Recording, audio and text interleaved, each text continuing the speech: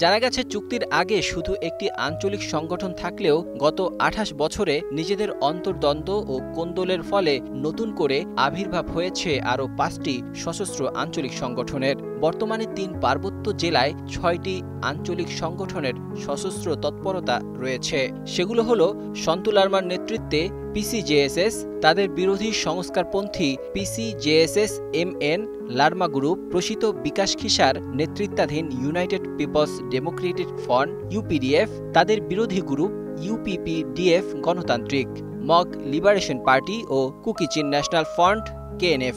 এসব সংগঠনের সশস্ত্র গ্রুপের মধ্যে প্রতিনিয়তই ঘটছে রক্তক্ষয়ী সশস্ত্র সংঘাত। এমনকি আইনশৃঙ্খলা রক্ষাকারী বাহিনীর সঙ্গেও সংঘাতে লিপ্ত হচ্ছে একাধিক গ্রুপের সশস্ত্র সন্ত্রাসীরা। ফলে পাহাড়ে আজও অশান্তির বাতাস বইছে। ২৮ বছরে এসব সশস্ত্র গ্রুপের তৎপরতায় হত্যাকাণ্ড ঘটছে শতাধিক। অপহরণ ও চাঁদাবাজির ঘটনা তো নিত্যদিনের ঘটনা।